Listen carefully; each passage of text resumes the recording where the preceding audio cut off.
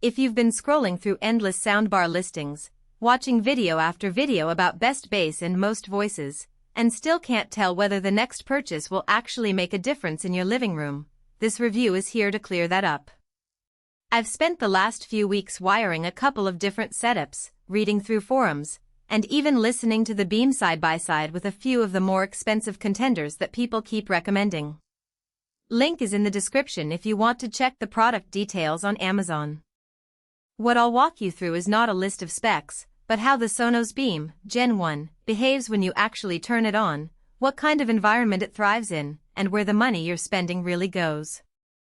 First off, the Beam is a compact, 3-speaker soundbar that slots right under most 42-inch to 55-inch TVs. The biggest draw for many people is the promise of smart integration. Alexa is baked in.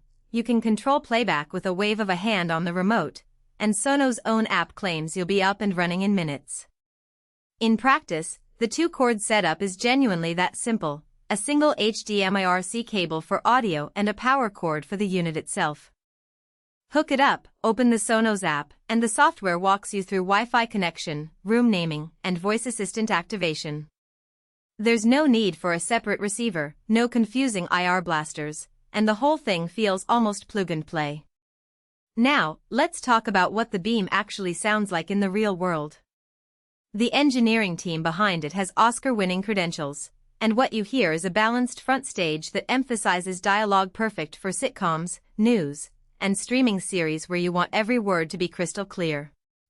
In a medium-sized living room with a standard 9-foot ceiling, the Beam sits low and fills the space without the need for a subwoofer.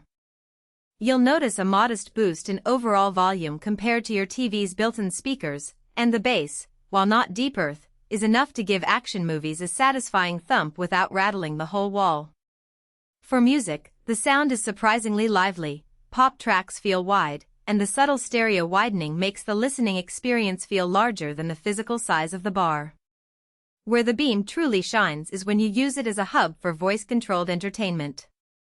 Asking Alexa to play my jazz playlist or what's the weather works just as well as on a dedicated Echo device, but the audio comes through the soundbar.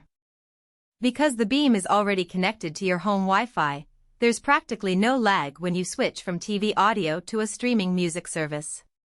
I tested this with Spotify, Apple Music, and even the occasional podcast, and the transition was seamless, no need to pause or change inputs. If you have a Sonos multi-room system, the Beam integrates effortlessly, allowing you to group it with other Sonos speakers for whole house playback. That level of ecosystem continuity is something you won't get with a generic Bluetooth bar. On the flip side, there are a few hidden trade-offs that can catch a buyer off guard. First, the Beam doesn't have a dedicated subwoofer, so if you're a basshead who expects cinematic rumble, you'll probably feel underwhelmed. Sonos does sell the sub, which pairs nicely, but that's an additional expense that pushes the total cost closer to the price range of larger soundbars that already include a sub. Second, the Beam relies heavily on HDMI-RC for the best audio experience. If your TV only has an optical output, you'll still be able to connect, but you'll lose some of the more refined surround height cues that Sonos claims to simulate with its software. Finally, because it's a smart device, you're essentially adding another always listening mic to your room. For privacy-concerned users, that's a factor to consider, especially if you're not comfortable with voice assistants being constantly active. Who should buy the Beam? If you're a streaming-centric viewer who watches a lot of shows, movies, and YouTube content, and you value clear dialogue over booming bass, the Beam hits the sweet spot. It's also ideal for anyone already invested in the Sonos ecosystem or who wants a single, tidy device that can handle both TV audio and music without juggling multiple remotes. Small apartments, dorm rooms, or modest living rooms will benefit most, as the Beam's size fits neatly under a TV without dominating the visual aesthetic. The built-in Alexa also means you won't need a separate Echo device if you're looking to keep your space clutter-free.